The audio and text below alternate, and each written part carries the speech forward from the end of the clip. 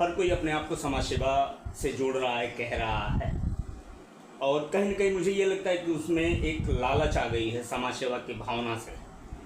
और आप एक ऐसे हैं जो लालच वाली भावना नहीं रहती है, निस्वार्थ आप करते रहते हैं। लोगों को कैसा महसूस हो रहा है आपके प्रति, और दूसरों के प्रति आपके प्रति कैसा महसूस हो रहा है? देखिए, बहुत फर्क नहीं पड़ता तो दूसरे को क्या महसूस हो रहा है, आपको क्या महसूस हो रहा है जीवन में, ये चीज़ का महत्व है। और ये तय करना चाहिए कि आपको आनंद किस चीज़ में आ रहा है। जिस चीज़ में आनंद आ रहा है उस चीज़ को, कार्य को अगर आप करेंगे तो निश्चित तौर पर दिल से करेंगे। तो समाज सेवा भी दिल से निकलनी चाहिए। और आज के युग में राजनीति को धंधा नहीं समझना चाहिए। अब पढ़े लिखे लोग हैं, आज के युवा पढ़े लिखे हैं, समझदार हैं। अगर आप धंधा समझ के राजनीति करिएगा तो काम चलने वाला नहीं है। और समाज सेवा अगर दिल से करेगा तो वो भी वो समझेगा, और दिमाग से आप करिएगा वो भी इंसान समझ लेता है सामने वाला। आपको जो है इज्जत, शोहरत, नाम, हर चीज़ मिला है सांसद या विधायक बन करके।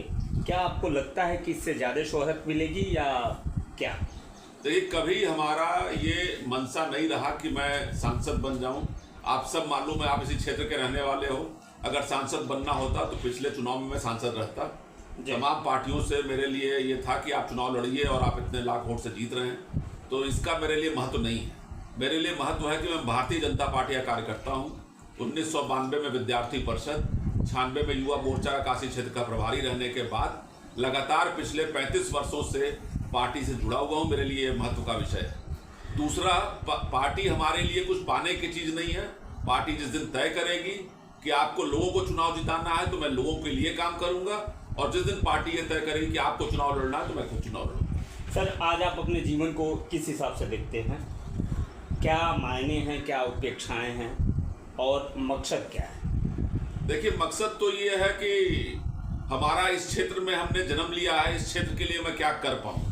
और समान कई जगह कष्ट होता है हमें, जब देखता हूँ समाज जाति के द्वारा बंट रहा है, जातियों में बंट रहा है, तो ये कष्ट होता है।